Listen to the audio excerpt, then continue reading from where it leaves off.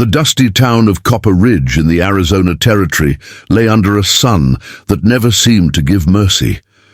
The year was 1882, and I was just a telegraph operator, a man whose work rarely went noticed by the rough ranchers, miners and drifters who passed through. My job was simple: tap out messages, send them where they needed to go, and collect the fees. I wasn't the law, nor a politician, nor a man with much influence. I lived by routine, by the sound of brass keys clicking, by the hum of wires strung, across the desert. But sometimes fate has a way of choosing men who never asked to be chosen, and that night, when the message came across my line, I realized just how thin the line between life and death truly was. It was late, the kind of hour when the streets were empty, except for a coyote sniffing near the livery or a drunk stumbling out of the saloon.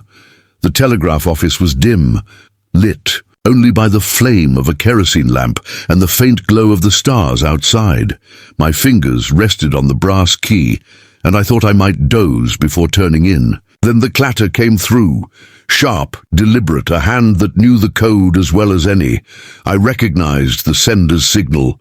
Judge Morrison, the very man who held court in Copper Ridge and the county seat beyond. He was powerful, respected, feared, the kind of man most folks wouldn't question, even if they knew something wasn't right. The message wasn't bound for anyone in town. Its destination was Denver, and the name on the address chilled me to the bone. Blackwood. I didn't know the man, but the name sounded like the kind of figure who pulled strings from the shadows, the kind you never met unless your life was about to change. The message itself was short, but every word was a nail driven deep into my heart. Silver mine deal secured, sheriff bought, witness eliminated tomorrow, send payment. I froze, staring at the paper strip as though I hadn't read it correctly. But there it was, plain as day. A judge, sworn to uphold the law, conspiring to kill a man. I knew instantly who the witness was. Pete Martinez. He was an old prospector, weathered and wiry, with a stubborn streak and eyes that burned with defiance. For months he had been claiming that Morrison had stolen his silver. Claim, pushed false papers, and tried to ruin him. Everyone dismissed Pete as a crank, a bitter old man, trying to grab at fortunes that weren't his. But I had listened to him in the saloon, had seen the fear behind his tough words. Now I understood why his hands shook when he raised his whiskey. Glass. Pete wasn't crazy. He was marked for death. I should have let it pass. A smarter man might have burned the slip of paper, shut the lamp off, and pretended he'd never received it. Men who meddled in the affairs of Morrison or Sheriff Dalton had a way of disappearing, and no one asked too many questions. But I couldn't do it. Pete had a family. His wife, Maria, still carried herself with quiet pride even as their cupboards emptied. Their 3 children, barefoot and laughing in the dirt streets, didn't know the kind of danger about to fall upon their house. I told myself I couldn't just sit by and let a man be murdered when I knew it was coming. So I saddled up my horse, midnight, and rode hard into the desert night. The moon cast silver shadows across the cactus and sagebrush, and every sound of hoofbeats echoed in my ears like a warning drum. Pete's cabin lay a few miles outside town, tucked against the rocky ridges where the land grew mean. I pushed midnight harder than I should have, dust whipping in my face, heart pounding like I was riding into a gunfight. But I was too late. When I reached the cabin, the door hung open, swinging in the wind. The smell hit me first. Gunpowder and blood. I stepped inside, and the lantern light flickered across the scene, burned into my memory forever. Pete Martinez lay face down in a pool of his own blood, his rough hands still clutching at the floorboards as if he'd fought to his last breath. And standing over him, calm as death itself, was Sheriff Dalton. Dalton was a tall man, broad-shouldered, with a mustache that framed a smile too cold for any decent man. He wore his badge on his chest like a weapon, and in his hand was a smoking Colt. He looked up at me without surprise, as though he'd been expecting me all along. "Well, well," he drawled, his voice slow and oily. "Looks like we got ourselves a witness to clean up." For a moment I couldn't speak. My throat tightened, my stomach turned, and all I could see was Pete's lifeless body. "You killed him," I whispered, though the words felt useless. Dalton's smirk deepened. "Better be careful what you say, son. Folks might get the wrong idea." He holstered his gun with deliberate slowness. "See, a prospector like Pete, well, he's bound to cross the wrong man sooner or later. And a telegraph operator riding out in the middle of the night, why, that looks mighty suspicious. Robbery gone wrong, maybe. Town won't ask too many questions." It was then I realized how deep this conspiracy ran. Morrison had the law in his pocket, and Dalton was the hand that pulled the trigger. And now, I was their scapegoat. Within the hour, word spread through Copper Ridge like wildfire. Sheriff Dalton, with a voice full of sorrow for the murdered Pete, told the townsfolk how he'd caught me red-handed. They said I'd tried to rob Pete, that I'd shot him when he resisted, and Dalton had arrived too late to save him, but just in time to catch me standing over the body. No one questioned him. Who was going to stand against the sheriff and the judge? A handful of men grumbled, but their eyes told me the truth. They were too afraid. The trial was held the very next morning, as if they'd been waiting for an excuse to put me in the dock. Judge Morrison sat high on the bench, his robes pressed, his gavel striking like a coffin lid closing. The jury, men picked from Morrison's circle of influence, didn't even glance my way as the evidence was laid out. Dalton swore under oath that he'd seen me at the cabin. A deputy swore he'd found a pouch of silver coins in my pocket, planted there, I knew. Every word was a nail hammered into the coffin of my fate. My defense? I had none. No lawyer, no witness. Nothing but the truth. And in that courtroom, the truth was worth less than a grain of sand in the desert. When the jury returned, it took them less than 10 minutes to declare me guilty of murder and robbery. Morrison's smirk never left his face as he pronounced the sentence. Death by hanging, carried out at dawn. That night in the jail cell, I sat staring at the cracks in the stone wall.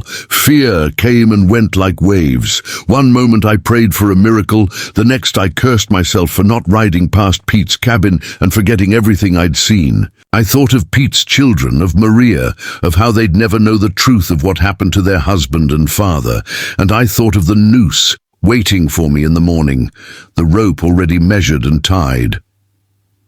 Dawn came too soon.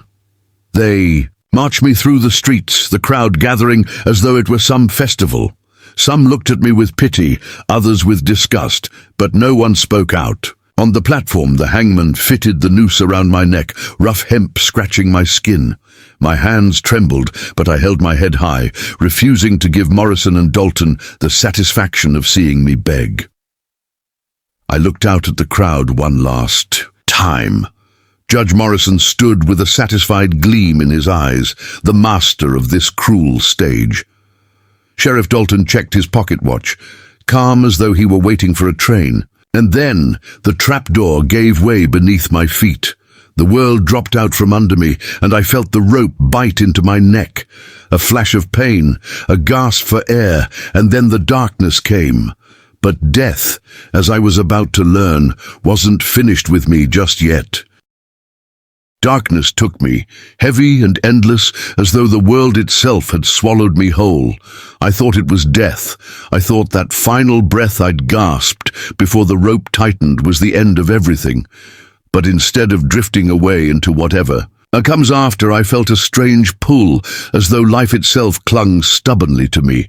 Somewhere faint and far-off voices stirred, rough hands worked at the rope, a knife cut through fibers, and air rushed into my lungs with burning violence. I coughed, sputtered, felt pain lance through my neck like hot iron. I thought maybe I had woken in hell. "Easy there, son," a voice said, firm but steady, carrying the calm authority of a man used to giving orders. My eyes fluttered open. to see a face weathered by sun and years of command. Silver hair framed sharp, steady eyes that missed nothing. He wore a plain work shirt, no badge, no insignia, but the bearing of the man spoke louder than any uniform. "You're safe now." Confusion gripped me. How am I alive? My voice was little more than a rasp, every word scraping raw across my throat. The man gave me a canteen, tipped it gently to my lips. Cool water slid down, soothing and burning at once. "Name's Colonel James Hartwell," he said. "Retired. Cavalry. I run cattle north of here now, but I've seen enough hangings to know a sham when I see one. That trial of yours stank of corruption. So I waited in the hills. The moment that mob cleared, I cut you down. Another minute and I'd have been too late. I tried to sit, but my body rebelled, weak as a newborn colt. He steadied me with a hand. His grip was strong, the kind of strength that came from years in the saddle, years making decisions men lived or died by. The days that followed blurred together. He'd taken me to his ranch, a sturdy spread built on rolling land 10 miles. North of Copper Ridge, his house stood plain but strong, timbers weathered by desert winds. Horses grazed in the pastures, cattle dotted the hills, and a few ranch hands tipped their hats when they saw me, though their eyes were filled with questions they didn't ask aloud. Hartwell was respected, and if he chose to bring a half-dead stranger into his home, they trusted there was a reason. I spent those days lying in a bed softer than any jail cot, the smell of wood smoke and leather filling the room. My neck ached. Every swallow reminded me how close I'd come to death. Hartwell brought me broth, water, and the steady comfort of silence. When I was strong enough to speak, I told him everything. I told him about the telegraph message, the secret I should never have known. I told him about Pete Martinez, about finding him lifeless on the cabin floor, about Sheriff Dalton standing there with the gun still warm in his hand. I told him about the trial, how Morrison sat on the bench with his smirk, how the jury delivered their verdict in minutes, how the noose had tightened with the whole town watching. Through it all, Hartwell listened, his fingers drumming lightly on the table, his jaw tightening only when I spoke Morrison's name. When I finished, silence stretched between us. Finally, he leaned back in his chair, eyes narrowing. "I believe you, son," he said simply, "and I reckon it's time Copper Ridge learned the truth."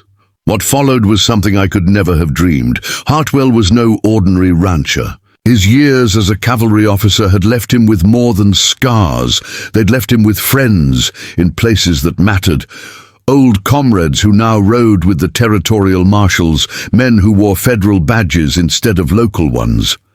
Hartwell sent riders with quiet messages, and within days, things began to stir far beyond Copper Ridge. While we waited, Hartwell put me to work in small ways. Chores around the ranch, light at first, then heavier as my strength returned. He said a man needed something to keep his mind steady, or else anger would eat him alive. And I had anger, burning deep, coiled tight like a rattlesnake ready to strike. But Hartwell's calm presence kept me from losing myself to it. One night, sitting by the fire, I asked him why he'd bothered saving me at all. He could have left me dangling like the rest of the crowd had. He looked at me, eyes steady. "I've seen good men destroyed by corrupt ones. Out on the frontier, justice is too often bought and sold. I'm too old to let it stand anymore. A man's got to stand for something or he'll fall for anything." A week later, the sound of hoofbeats thundered down the trail. I stepped out with Hartwell to see a dozen riders approaching, dust rising behind them. At their head rode men, with iron in their eyes and badges pinned to their coats, federal marshals. Their leader, Marshal David Lang, dismounted, shook Hartwell's hand, and then looked me over with sharp curiosity. "You're the boy they strung up?" he asked. I nodded. My voice still wasn't strong, but my resolve was. "Yes, sir. And I can prove why." The next 2 days were a storm.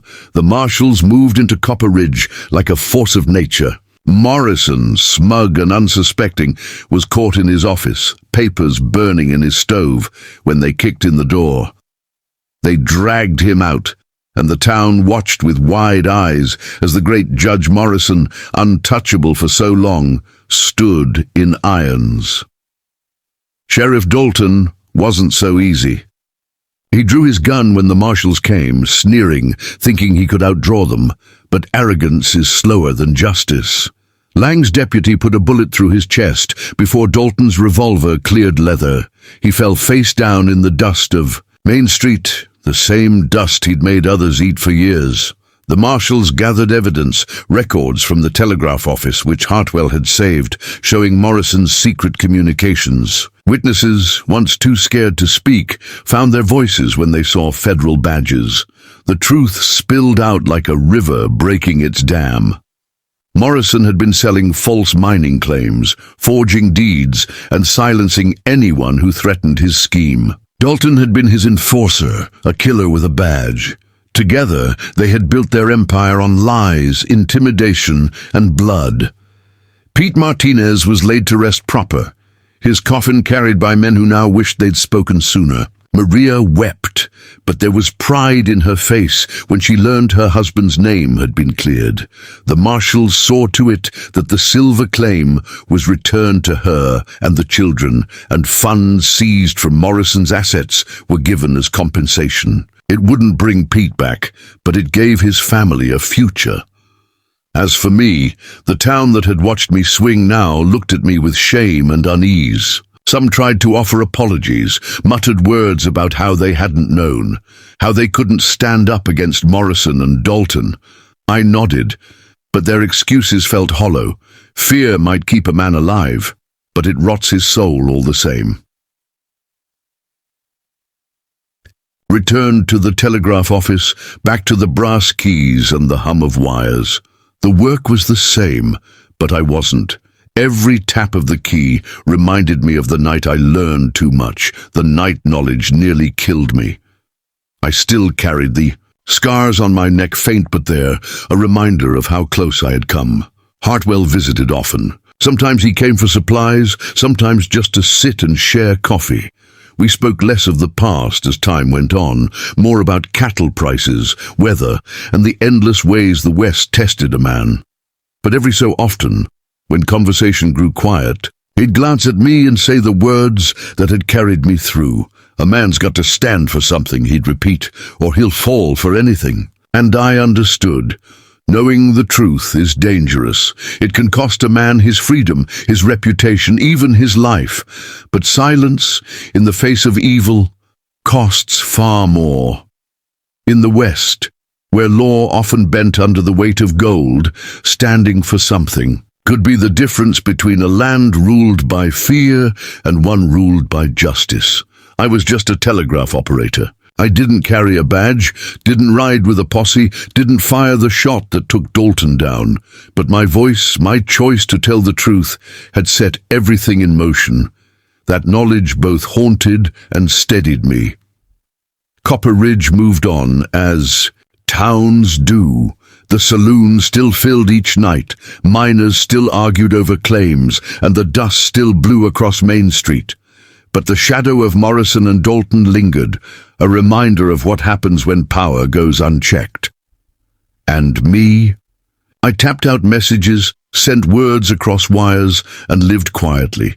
But I lived.